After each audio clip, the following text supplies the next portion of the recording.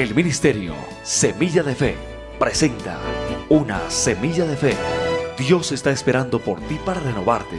Jesús dijo: si alguno tiene sed, venga a mí y beba. Clama a mí, y yo te responderé, y te enseñaré cosas grandes y ocultas que tú no conoces. Y ahora, hablemos con Dios. Amado Dios y buen Padre Celestial, sea este el momento especial en el cual pueda darte gracias por toda tu infinita misericordia, Señor. Y te doy gracias también por aquellas personas que le has dado la oportunidad de escuchar tu palabra a través de este programa, Señor. Dios poderoso, te pido que sean transformadas sus vidas y convertidas a tu nombre. Te lo suplico, Señor, en el nombre de Jesús. Amén. ¿Quieres escuchar la voz de Dios? Abre tu Biblia y en ella encontrarás medicina para tu vida.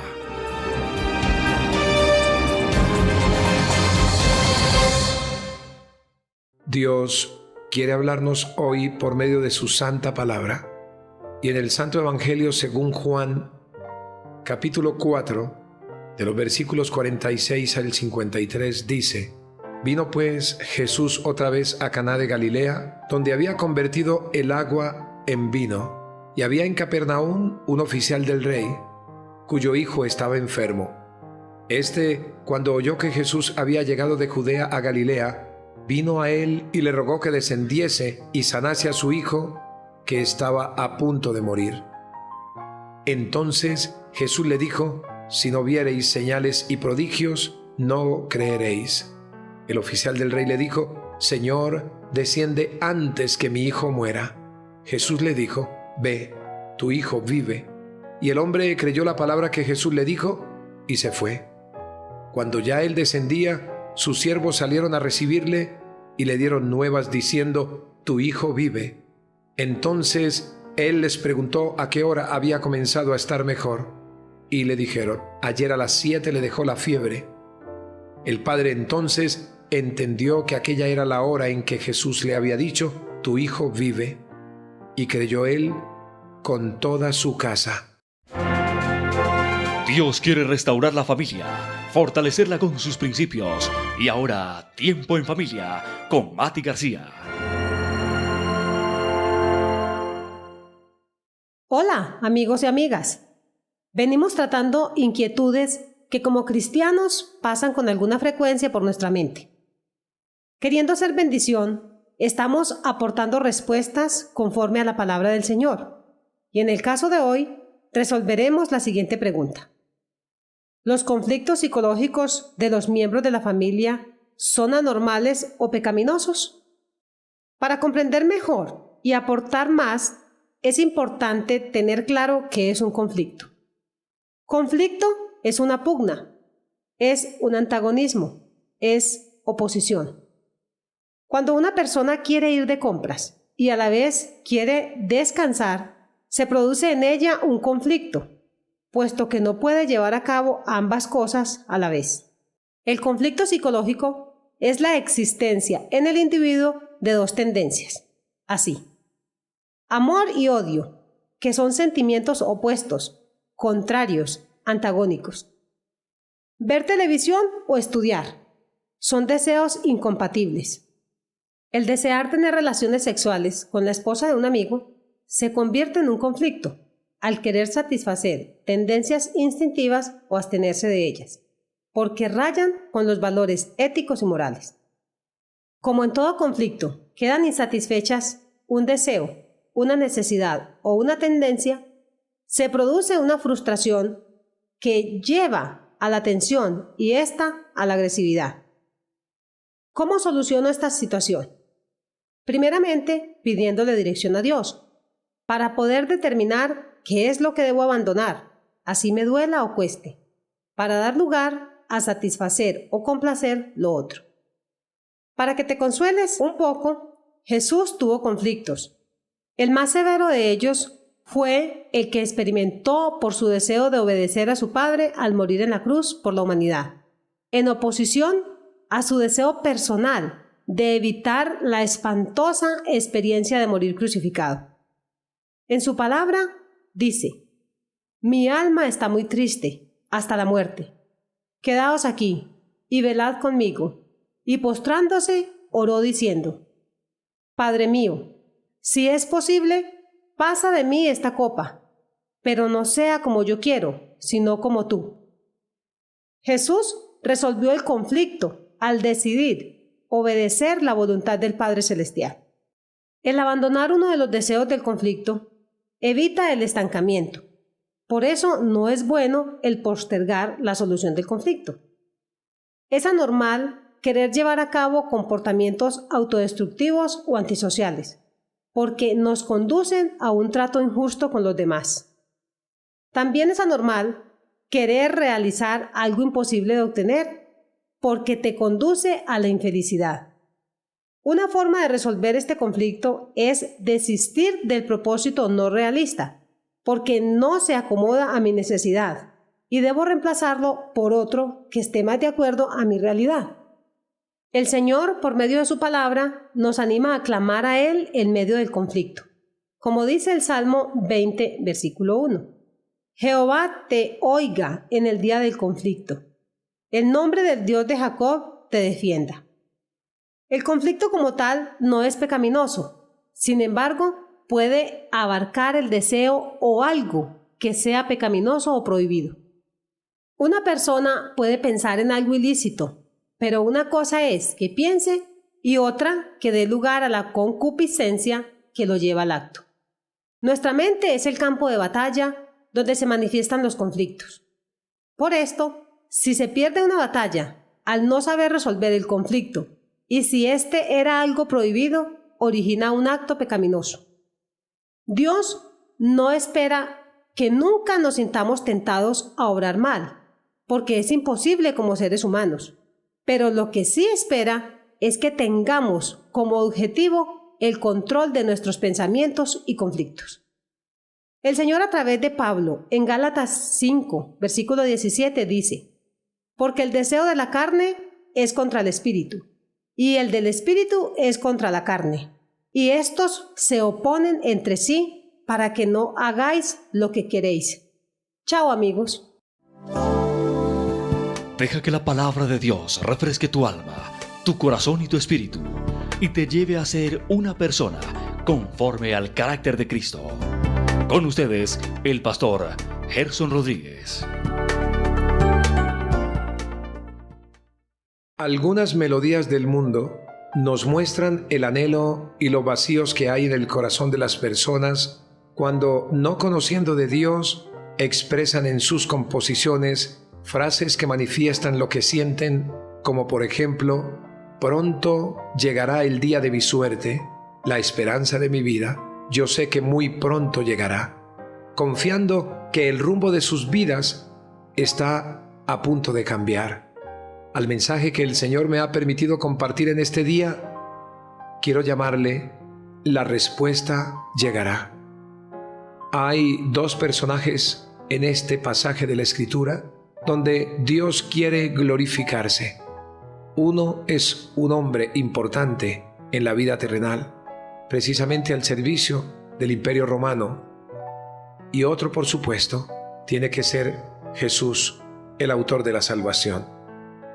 La respuesta llegará tiene algunos elementos importantes que quiero compartir para que sea el Espíritu Santo el que te ayude a descansar sobre esa promesa segura, porque llegará la respuesta de Dios, número uno, cuando vayamos a Él y le roguemos por nuestras peticiones.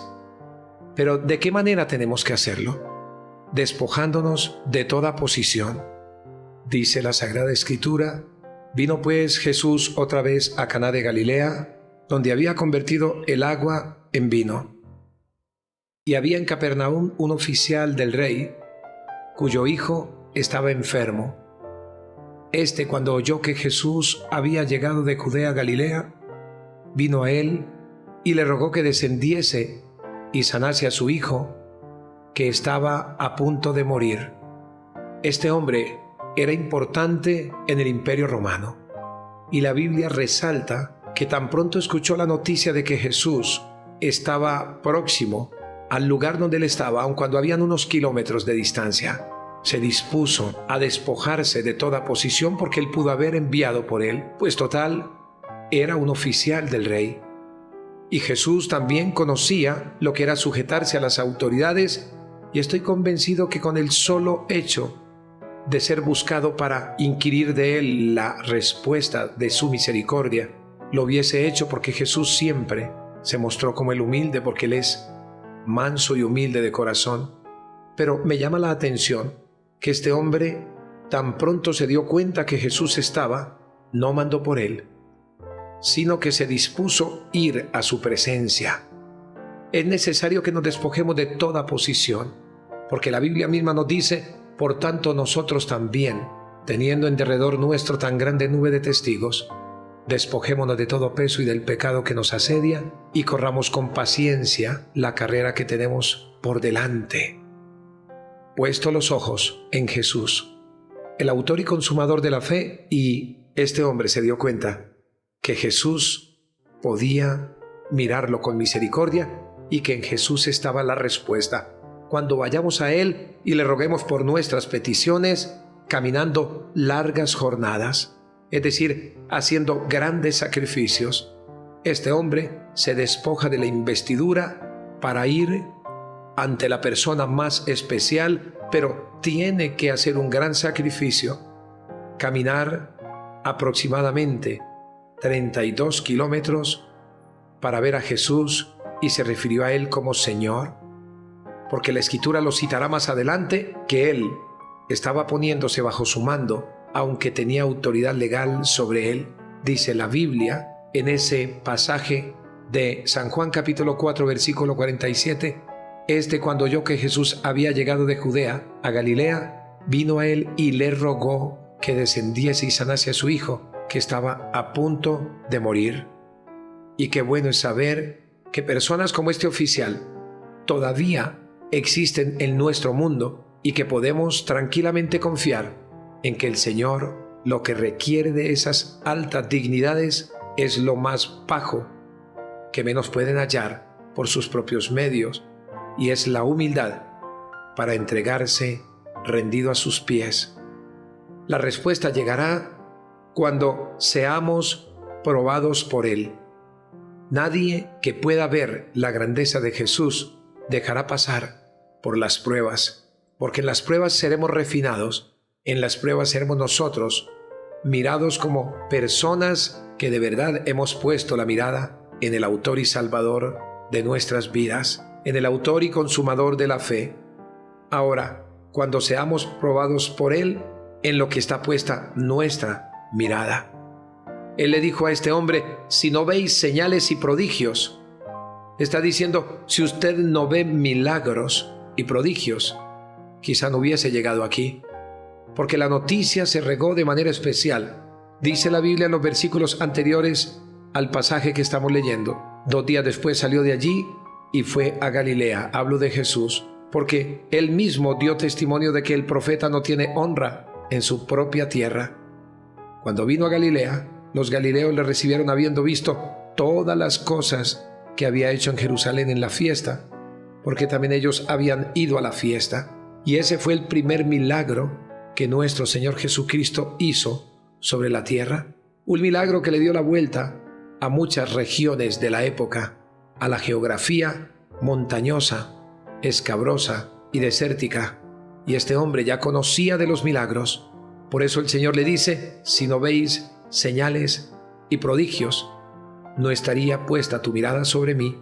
Y esta era una prueba dura para un hombre que tenía todo para poder exigir muchas cosas, sabiendo que era un noble, era un principal del rey. Y hay una prueba dura de parte del Señor.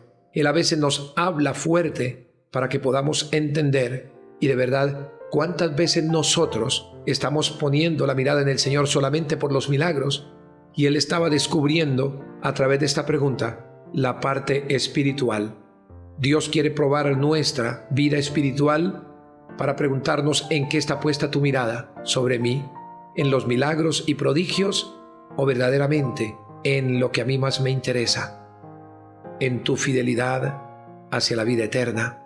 Ahora, cuando seamos probados por Él en la verdadera fe, el Señor le dijo: si no veis señales y prodigios, no creeréis. Podríamos pensar que nuestro Señor Jesucristo estaba apuntando al centro donde se guardan nuestras emociones, al centro donde se guardan nuestros sentimientos y nuestras peticiones, es decir, al corazón del oficial. Pero también podríamos pensar que nuestro Señor Jesucristo estaba tratando de decirle: usted es quizá del grupo de personas que, como el apóstol Tomás, necesita ver para creer. ¿Y cuántas personas hay en la vida cristiana que de pronto le retumba esta reflexión? Que si no vemos señales, no vamos a creer, como el Señor estaba procurando en el diálogo decirle a esta persona, hacerle entender: si no veis señales y prodigios, no creeréis.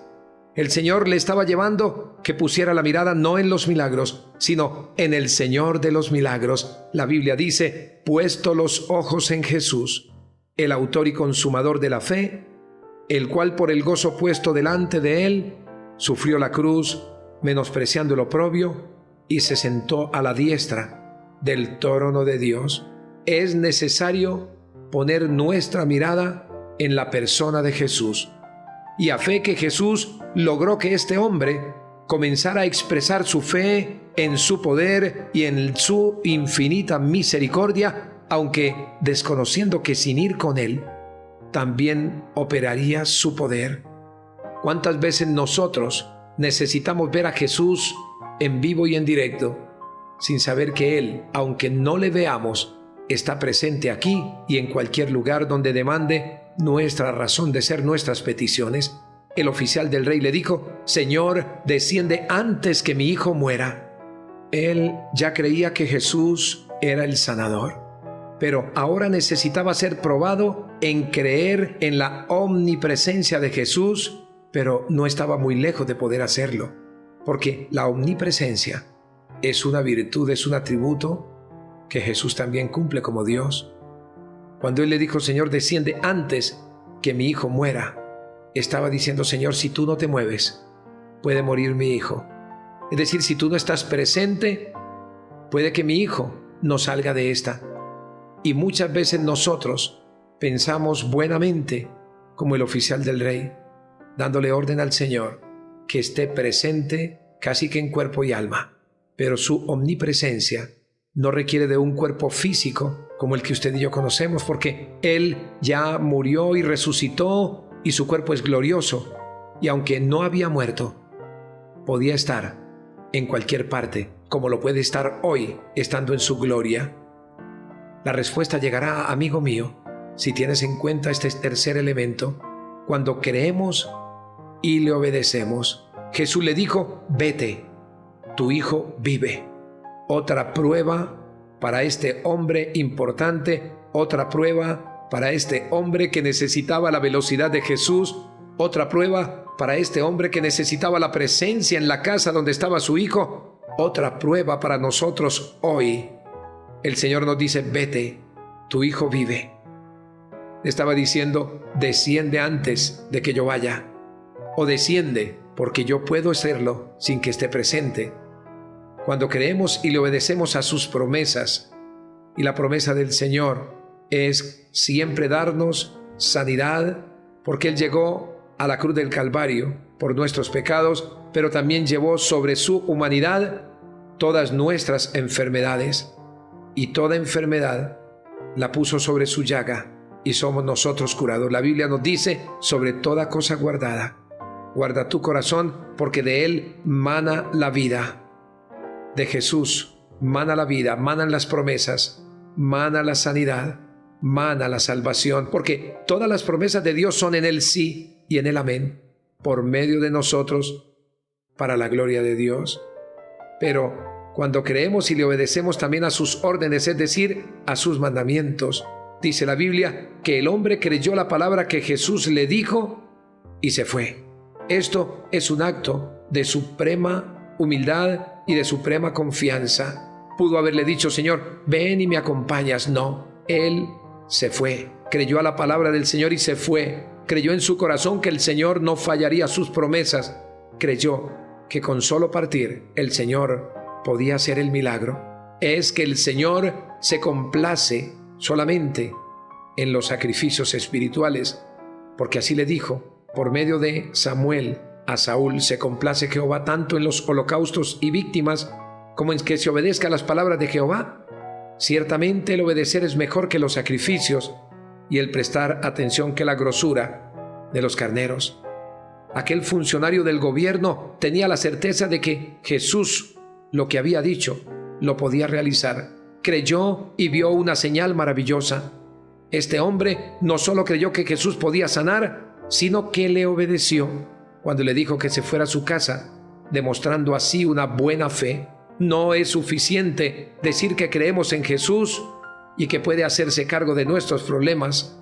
Necesitamos actuar en consecuencia. Cuando oremos por una necesidad o un problema, es necesario también creer que Jesús puede hacer lo que ha prometido. Aprendemos de este mensaje que los milagros de Jesús no fueron simple ilusión, producto del optimismo. Aprendemos que la sanidad del hijo del noble no solo demuestra el poder de Jesús para sanar, sino también subraya el principio de que Él no considera las señales y milagros como un fin en sí mismo. Por el contrario, amigo mío, lo menos que se buscaba con ello era atraer a los beneficiarios del milagro a la fe de Cristo. Aprendemos además que a pesar de que el oficial tenía a su hijo a 32 kilómetros de distancia, sanó cuando Jesús le dijo: vete, tu hijo vive. Y la distancia no era un problema porque Cristo domina los espacios. Finalmente aprendemos que nunca podremos poner demasiada distancia entre nosotros y Cristo, al grado que no pueda Él ayudarnos, porque Él tiene compasión de todos nosotros. El Señor sabe de tu necesidad. El Señor puede cumplir cualquier promesa si cumples con los pasos de la actitud del noble, del oficial del Imperio Romano. En conclusión, debemos creer lo suficiente para ir a pedirle ayuda al Señor, creer en la seguridad de sus promesas, de sus palabras, y actuar en correspondencia, creyendo que la fe es un regalo que debemos desarrollar en la medida que la usemos. Si estás esperando una promesa para que tu vida se levante y puedes creer que también tu pecado, Él puede tener respuesta con su salvación, es necesario que inclines tu rostro allí donde estés y le digas con toda confianza: Señor Jesús, perdona mi pecado, perdona mi incredulidad. Yo entrego todas mis faltas hoy para que con tu sangre preciosa me limpie de toda maldad y que mi nombre esté inscrito en el libro de la vida, y séllame, Señor, con tu Santo Espíritu para la vida eterna. Amén. El Ministerio Semilla de Fe presentó Una Semilla de Fe, un mensaje refrescante para tu alma.